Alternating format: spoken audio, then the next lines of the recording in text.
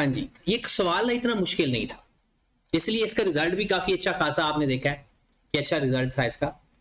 इसमें फाइंड क्या करना था, calculate the borrowing cost to be capitalized, 8 number का सवाल। और ओवरऑल आप देखिए इनके 33 मार्क्स के अंदर, ये इसके ना मैंने एमसीक्यूज भी सारे करवाने अभी आपको। 33 मार्क्स के अंदर कोई एक सवाल भी ऐसा नहीं था जिसपे टाइम ज्यादा लगता, टाइम वाला नहीं था, कॉन्सेप्ट वाला ही सारा था। और फिर भी आपको जो लगता है ना कि 28% रिजल्ट क्यों आया, ये 28% उसने राउंड ऑफ करके लिखा हुआ, 27 पॉइंट समथिंग रिजल्ट था FR1 का। ऐसे क्या वजह बनी, उसकी खालिश वजह यह है कि पीआरसी के फौरन बाद जो स्टूडेंट आते हैं ना, उनको वो रिटर्न पेपर करने में थोड़ी सी दुश्वारी आती है, बस एक वजह ये है। लिखा हुआ है 1123 TL commenced construction of its factory. आपको पता है बोरिंग कॉस्ट के सवाल के अंदर डेट बहुत इंपॉर्टेंट होती है। 1123 को कंस्ट्रक्शन शुरू हो गई। डेट ऑफ पेमेंट 1 Feb, ये दूसरी इंपॉर्टेंट डेट। अगर ये दो डेट हूं तो बोरिंग कॉस्ट कैपिटलाइज होना किस दिन से स्टार्ट होगी, 1123 को या 1223 को? 12, जो डेट बाद में आएगी, 3 डेट्स बताई थी, कंस्ट्रक्शन होने की डेट, लोन लेने की डेट, और उनमें से पेमेंट की डेट, मतलब एक्सपेंसेस की पेमेंट। जरूरी नहीं कि कॉन्ट्रैक्टर को पेमेंट करनी है, कोई भी पेमेंट। तो इसमें कंस्ट्रक्शन स्टार्ट हो गई थी 1123 को और पेमेंट हुई है 1 Feb। दोबारा कह रहा हूं, अक्सर लोग समझते हैं कॉन्ट्रैक्टर की पेमेंट, कॉन्ट्रैक्टर की पेमेंट नहीं, any one payment related to qualifying asset, वो डेट देखनी है, लोन लेने की डेट देखनी है, और कंस्ट्रक्शन शुरू होने की डेट देखनी है, विच वन इज लेटर, उस दिन बोरोइंग कॉस्ट कैपिटलाइज होना शुरू होगी। फिर अगली पेमेंट 1 अप्रैल को, 1 सितंबर को और 1 Feb 24। These payments were financed through the following source: 1 जनवरी को 17%, 250 मिलियन। फिर राइट शेयर, जब राइट शेयर इशू करते हैं इसे इक्विटी फंड कहते हैं, और याद रखें इसका इंटरेस्ट कैपिटलाइज नहीं होता, इसमें सिर्फ ये पेमेंट के लिए काम आता है और कॉस्ट इनकर्ड के लिए काम आता है, बस। उसके बाद लिखा हुआ 1 अगस्त 19% शॉर्ट टर्म लोन, यहां पर उसने घुमा दिया बच्चों को शॉर्ट टर्म लिख के, हालांकि ये दोनों स्पेसिफिक लोन थे। कहीं किसी जगह नहीं लिखा हुआ रनिंग फाइनेंस, किसी जगह नहीं लिखा बैंक ओवरड्राफ्ट। उसने कहा है ये फाइनेंस अरेंज किए हैं for the construction of building. तो जितने फाइनेंस बिल्डिंग के लिए अरेंज करोगे वो सारे के सारे स्पेसिफिक होंगे। और हमने फाइंड क्या करना है, borrowing cost to be capitalized. Surplus fund available from both the loans and right shares were invested in saving account at the rate of, ये जो उसने इक्विटी फंड भी इन्वेस्ट किया है उसकी इन्वेस्टमेंट इनकम अदर इनकम में जाएगी। वो बोरोइंग कॉस्ट में काउंट, इक्विटी फंड का ना बोरोइंग कॉस्ट के अंदर कुछ आता है ना ही इन्वेस्टमेंट इनकम में कुछ आता है, वो सारा एसपीएल में जाएगा, अगर कहीं और जाएगा इधर नहीं आता। The construction work was suspended from 1 July to 31 July, एक महीना सस्पेंशन पीरियड भी आ गया। However, substantial technical and administrative work carried out during this, कहता है काम तो सस्पेंड था लेकिन substantial technical work, administration work carry रहा, काम तो फिर भी हो रहा था। तो क्या ये सस्पेंशन पीरियड कंसीडर होगा या नहीं? तो ये फिर सस्पेंशन पीरियड कंसीडर नहीं होगा। उसके बाद लिखा हुआ है the construction of the factory building was completed on 30th November but due to minor modification it was not available for use until 31 December। तो हम बिजनेस को कंप्लीट होने की कौन सा दिन समझेंगे, 30th November या 31 December? नवंबर। छोटा मोटा काम अगर अभी रहता है तो उसको हम बाद में कंसीडर करते हैं। एसेट कंप्लीट होने की डेट हम समझेंगे 30th November। सवाल तो कंप्लीट हो गया। अब ये लोन लिया है जनाब 1 जनवरी को लोन लिया था, कंस्ट्रक्शन स्टार्ट की थी, और 1 जनवरी को ही लोन लिया था, लेकिन पेमेंट कब की थी? 1 Feb को। इसका मतलब है जो आपका carried investment sorry boring cost capitalize होना शुरू होगी, उसकी डेट कौन सी होगी? फर्स्ट फेब से लेकर 30 नवंबर। फर्स्ट फेब से लेकर कितने दिन बनते हैं, कितने महीने बनते हैं? 10। तो हमारा लोन जो है 10 महीनों के लिए इसका इंटरेस्ट कैपिटलाइज होगा। जो इक्विटी फंड होता है इसका इंटरेस्ट कैपिटलाइज नहीं होता, ना इसकी टेम्परेरी इन्वेस्टमेंट इनकम आती है। 1 अगस्त को जो लोन लिया ये कितने महीनों के लिए कैपिटलाइज होगा? 1 अगस्त से 4 महीनों के लिए। लो मेरे भाई, सवाल हमारा शुरू हो गया। सबसे पहले हम लिखेंगे नाम कंपनी का, फिर हम लिखेंगे borrowing cost,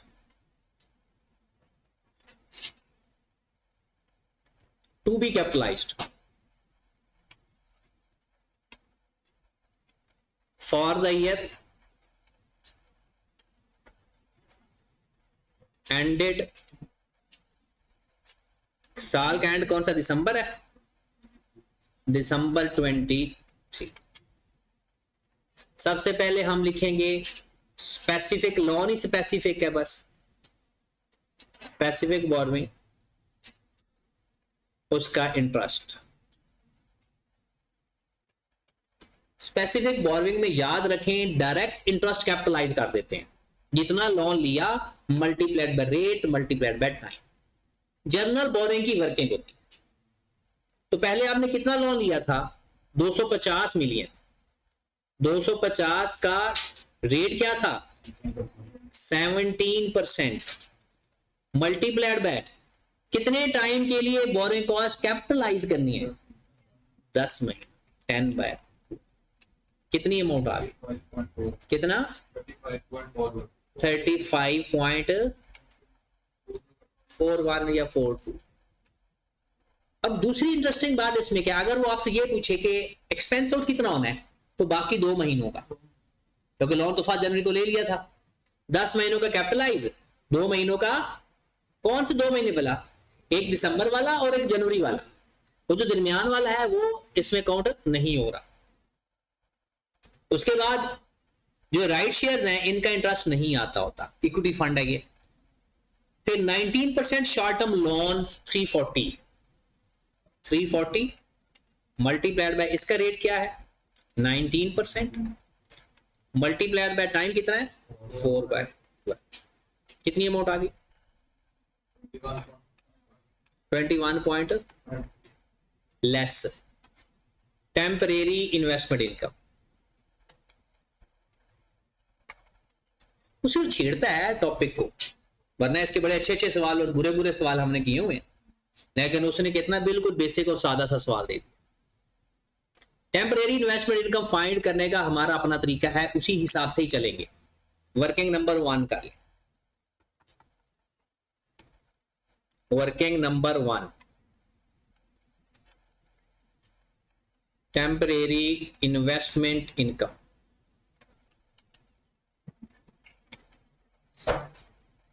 temporary investment income सबसे पहले किस डेट से स्टार्ट करते हैं पता है? जिस दिन से कैपिटलाइज करना स्टार्ट किया। इसके अलावा अगर कोई टाइम है तो वो अदर इनकम में जाएगा।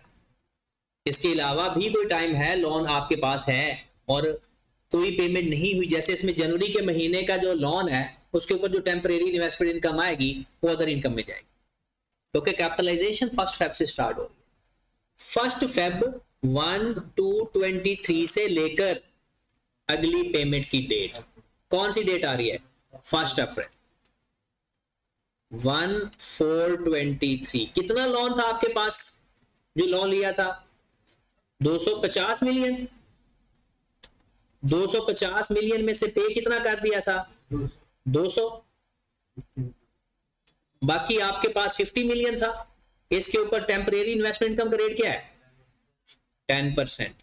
मल्टीप्लाइड बाय टाइम क्या है? कितनी अमाउंट? 0.8। फिर 1/4/23 से लेकर अगली पेमेंट क्या, किसकी डेट क्या है?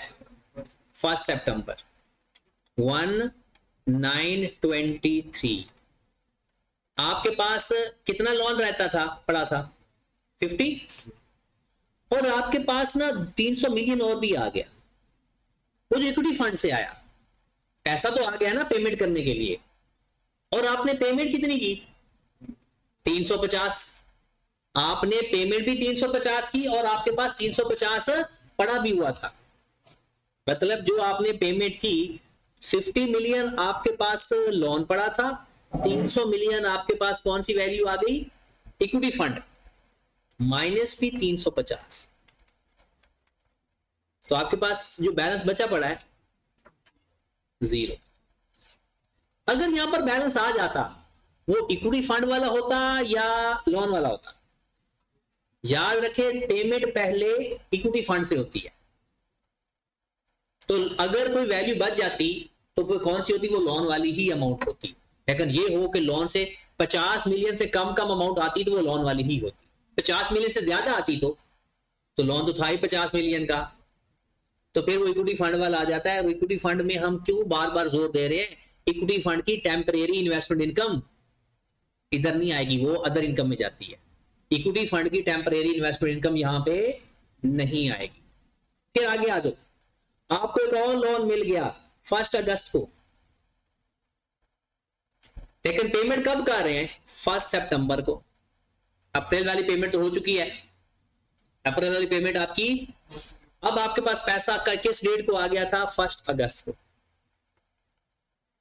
1823 को पैसा आ गया था, और अगली पेमेंट की डेट कौन सी थी 1923, कितना पैसा आया था 340 million, multiplied by 10%, multiplied by 1 by, इतने दिन तक तो आपका पैसा इन्वेस्ट रहेगा ना। अब आप ये कहोगे सर आपने 300 मिलियन के साथ ऐसा क्यों नहीं किया, 300 मिलियन भी तो 1 मार्च को आ गया था, क्योंकि वो इक्विटी फंड है, इक्विटी फंड की टेम्परेरी इन्वेस्टमेंट इनकम हम नहीं लेते। कितना आंसर आ गया 2.8, फिर 1923 से लेकर 1 फेब तक जाए या 30 नवंबर तक जाए सर जी, अगस्त के महीने में इससे हमने पेमेंट कितनी की है, नहीं पेमेंट की, उसकी इन्वेस्टमेंट, हाँ इन्वेस्टमेंट इनकम पैसा तो ले लिया ना, पैसा आ गया, अब पेमेंट देखते हैं पहले वाली, बस पहले वाली कब पेमेंट शुरू हुई, वहां एक दफा पेमेंट हो गई काम शुरू, फिर बाद में पैसे आ रहे हैं जा रहे हैं, फिर टाइम वाला कंडीशन खत्म हो गई, नया लोन है ना, लेकिन हमने क्वालिफाइंग एसेट के ऊपर इंटरेस्ट कब कैपिटलाइज करना है, वो कौन सी डेट लेते हैं, शुरू कब हुआ, मतलब कंस्ट्रक्शन कब शुरू हुई, लोन कब लिया पहले वाला, और उसके खर्चे कब कौन कौन से हुए। देखो कंस्ट्रक्शन भी स्टार्ट हो गई है और पेमेंट भी पहले इसकी हो चुकी है, इससे रिलेटेड पेमेंट्स हो चुकी है, जहां से मर्जी की है, 2 कंडीशन पूरी हो गई, अब बस लोन लेने वाली कंडीशन रह गई है, वो नया लोन लिया काम शुरू। हाँ जी, 340 में से कितनी पेमेंट कर दी 180, बाकी कितना रह गया 160, मल्टीप्लाइड बाय 10%, मल्टीप्लाइड बाय 3/12 पूरा, तो ये हमारी टेम्परेरी इन्वेस्टमेंट इनकम आ गई, सवाल खत्म। ये एक छोटी सी वर्किंग थी और आपने यहां पर पुट करना है मेरे भाई, कितना आ गया 3 वर्किंग नंबर 1 कितना 7.6, लो मेरे भाई ये आपका जवाब, इनको प्लस करके ये माइनस कर दें,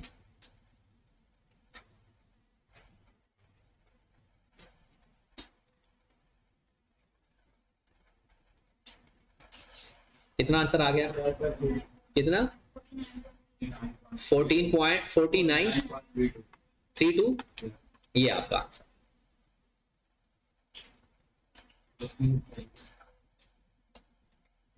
वर्किंग में, इसकी वर्किंग के अंदर सिर्फ टेम्परेरी इन्वेस्टमेंट इनकम की छोटी सी वर्किंग थी, और अगर इन केसेस में थोड़ी बहुत कोई गलती भी हो जाए तो 8 नंबर तो थे ना, चलो 4 5 6 तो आ ही जाएंगे। अब आपको बार बार इस चीज का पता चलेगा कि सिर्फ और सिर्फ प्रॉपर फोकस के साथ ना पढ़ने वाला बंदा फेल होता है बस, वरना और जिसका पेपर पूरा नहीं होता ना वो पता नहीं क्या ही करता रहता है। पेपर में तो वही चीजें जो पूछी है ना वो करा करके आओ ना, तो उसके लिए तो टाइम बल्कि 15 मिनट बच जाते हैं, ना कि 15 मिनट ज्यादा लगते हैं। जो बच्चा कहता है ना पेपर लेंथी था, ऐसा नहीं होता। वो बंदा पेपर को इधर उधर ही घुमाता रहता है। तो अगर आप पेपर आसानी से कवर हो जाता है। चले जी नेक्स्ट टाइम पे, ये हमारा 2023 का एक सवाल रह गया, क्वेश्चन नंबर 6, इसको कंप्लीट करना है हमने। एमसीक्यूज मैंने जितने भी जो अवेलेबल हैं ऑलरेडी, उसको तो नहीं करवाऊंगा, जो नहीं अवेलेबल मैं वो करवाता ही जाता हूं। कहते हैं which two of the following are correct in accordance with IS 36। कहता है बताओ जी IS 36 के हिसाब से कौन सी बातें ठीक हैं। पहली बात, if impairment indicator are present, कहता है अगर इंपेयरमेंट का इंडिकेटर मिल जाए, the entity shall estimate the recoverable amount of the asset. क्या ये बात ठीक है? कहता है जब इंडिकेटर मिल जाए तो रिकवरेबल अमाउंट फाइंड करते हैं। जाहिर सी बात है, carrying amount compare with recoverable amount.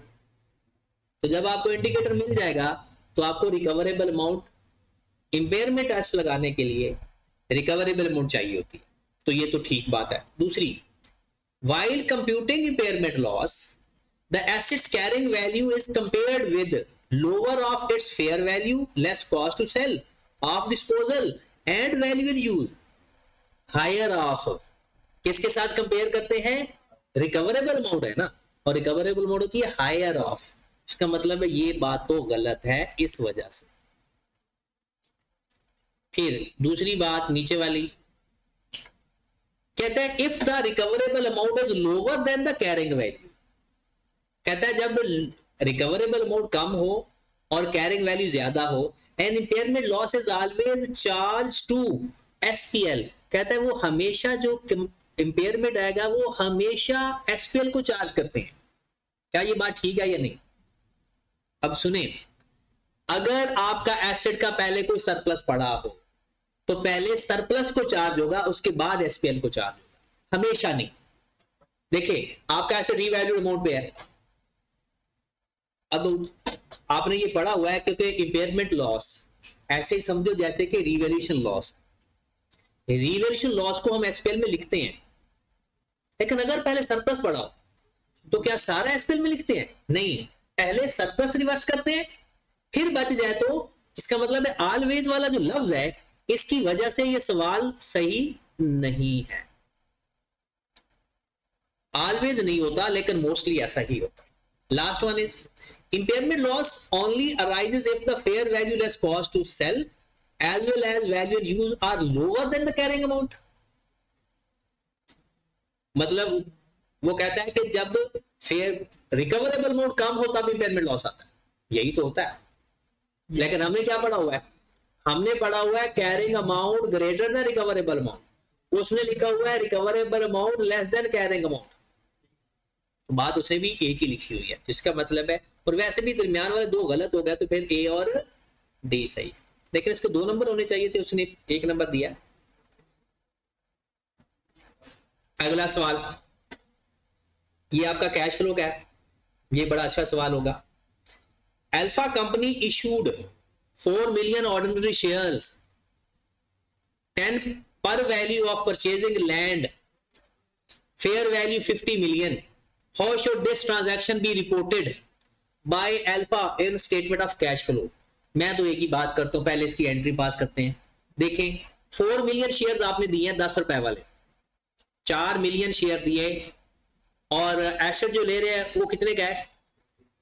ये कैश फ्लो की एडजस्टमेंट है एक, वो 240 मिलियन वाली, 240 मिलियन वाला एसेट लिया था, 2 मिलियन शेयर दिए थे, बाकी 40 मिलियन शेयर प्रीमियम में लिखा था, अगर याद है तो। एक कैश फ्लो स्टेटमेंट की एज इट इज ये एडजस्टमेंट है। एंट्री पास करते हैं इसकी, पीपीई डेबिट 50 मिलियन से, शेयर कैपिटल क्रेडिट 40 मिलियन से, और शेयर प्रीमियम क्रेडिट 10 मिलियन से। ये इसकी एंट्री है।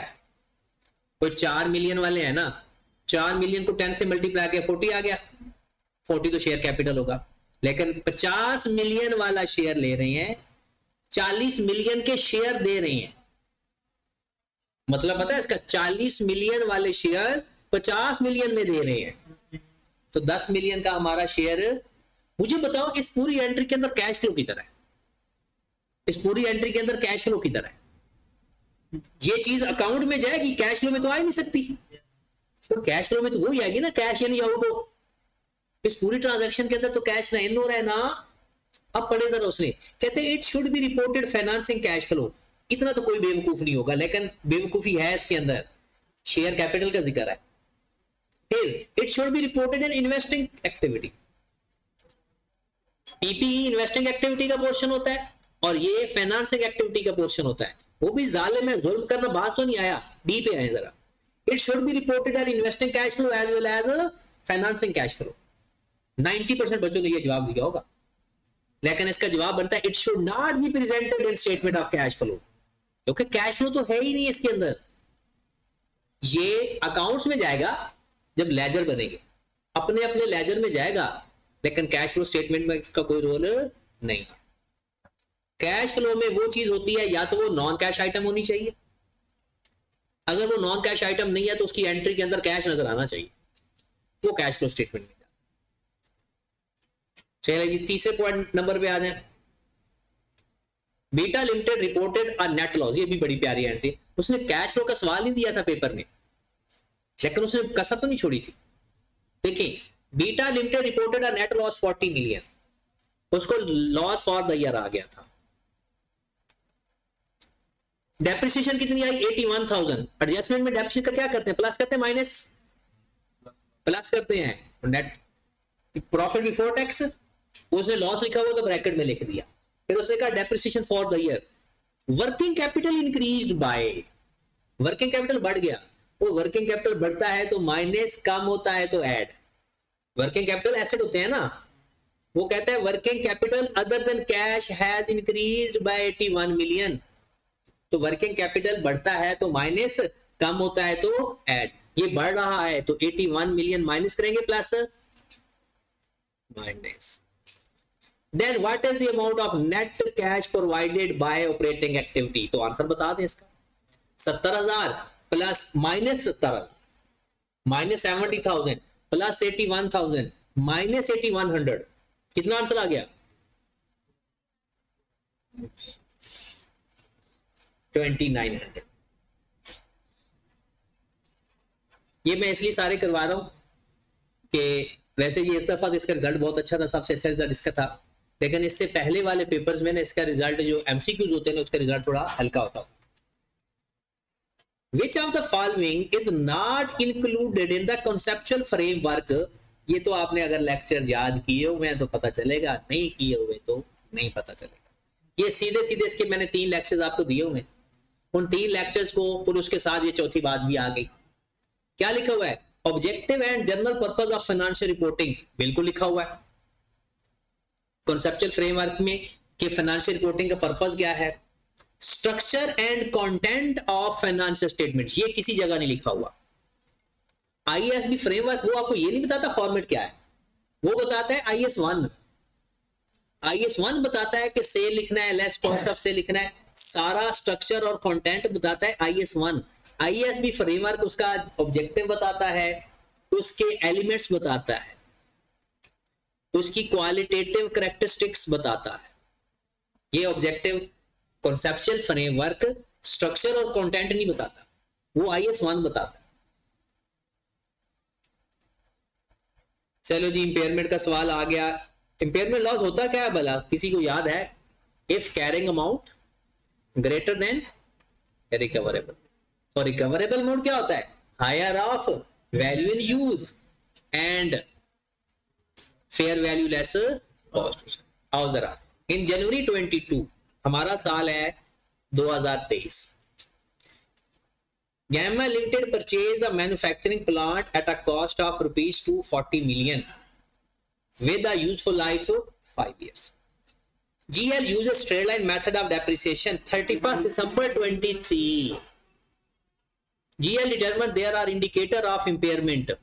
The plant value in use and fair value less cost to sell are estimated 133 million and 108 million. बताओ इन दोनों में से रिकवरेबल अमाउंट कितनी है? 113 या 108? 113 रिकवरेबल अमाउंट आ गई।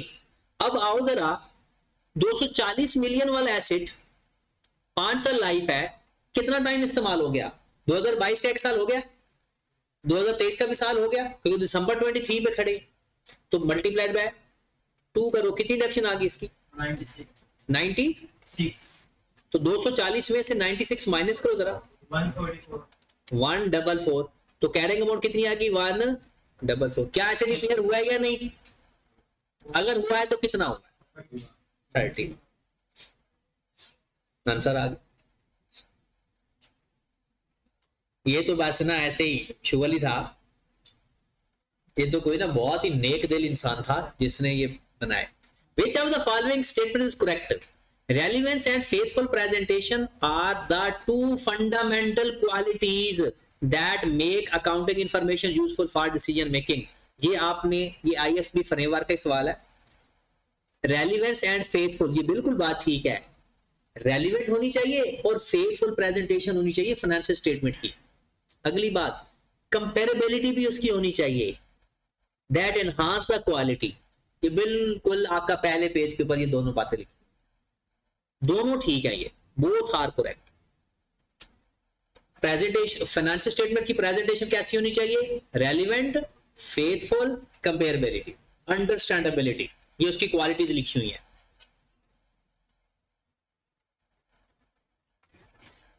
फिर ये सवाल आपका आ गया, how much profit should be recorded under the physical capital maintenance? Under physical, ऊपर देखें, कहता है प्रॉफिट अर्न किया आपने 7 लाख का, based on the historical cost accounting principle, opening capital 2 million, during the year specific price indices and general price, specific price 12% और general price 21%। अब मुझे बताएं, आपका प्रॉफिट है पहले 7 लाख, हिस्टोरिकल, हिस्टोरिकल कौन सा होता है पता है? जिसमें हम बनाते हैं फाइनेंशियल, फाइनेंशियल पे 7 लाख प्रॉफिट आया हुआ है।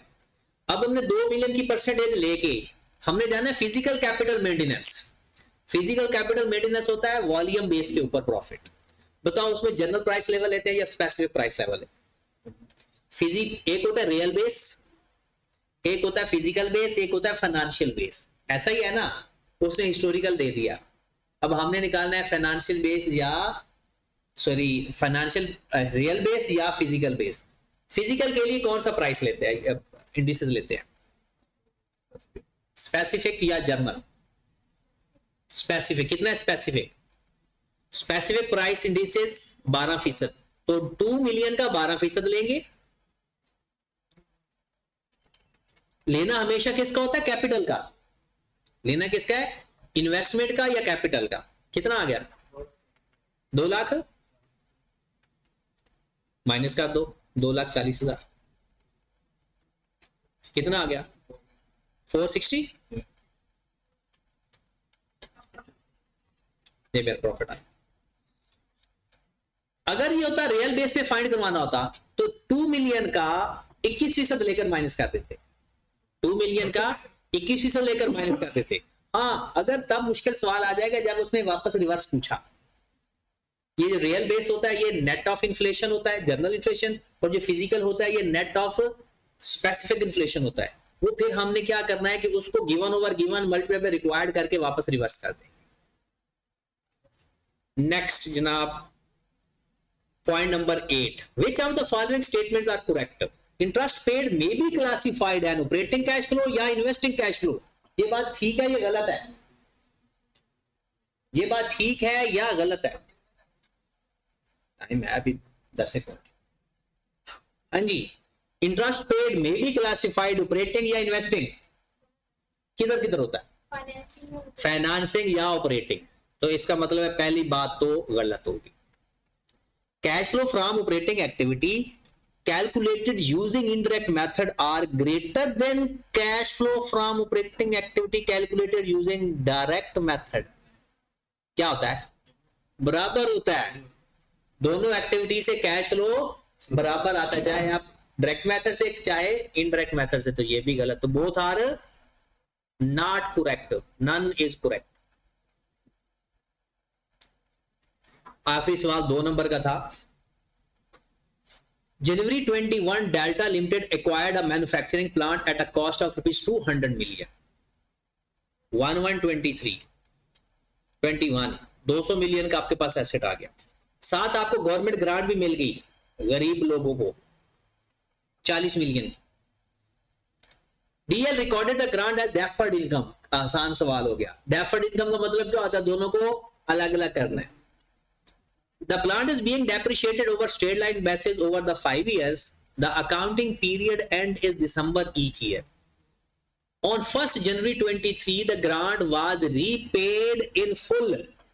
On failing the meet to attach the condition, SPL will be debited on the repayment of the grant by, कहता है SPL किस अमाउंट से डेबिट होगी जिस दिन हमने 1 जनवरी 23 को वापस कर रहे हैं। काम क्या करते हैं इसमें? सबसे पहले हम लोग अपनी जो गवर्नमेंट ग्रांट है इसको अमोर्टाइज करते हैं।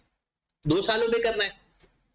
40 मिलियन को 5 पे डिवाइड करेंगे, कितना आ गया? 8। 21 में 8, 22 में भी 8। 40 में से 16 तो रिकॉर्ड हो चुका है लायबिलिटी के अंदर। कितना रह गया बाकी लायबिलिटी? जिस दिन आपने पैसे वापस करने होते हैं उस दिन मैंने आपको एक एंट्री सिखाई थी, जितने पैसे वापस करो उसको क्रेडिट करो। जितने पैसे वापस करो उसको क्रेडिट करो। कितने पैसे वापस कर रहे हैं? Full 40 million. जितनी लायबिलिटी पड़ी हुई है उसको डेबिट कर दो। कितनी लायबिलिटी पड़ी हुई है? Deferred liability 24। जो डिफरेंस है उसको क्या कर दो? एसपीएल में चार्ज कर। बात समझ लग गई? ये तो आपने एंट्री पास करनी है, आपका जवाब आ जाए। लो मेरे भाई, इस पेपर में ना ऑलमोस्ट हमारी सारी बातें हो गई। इसके अंदर जो जो सवाल आ गए हमने जैसे जैसे टॉपिक पढ़े वैसे वैसे हमने इसको कवर कर लिया। अब ऐसा है कि आपने कल जो आपका होमवर्क है वो आपने एक तो IS 20 रिवाइज करना है, IS 40 रिवाइज करना है बुक से।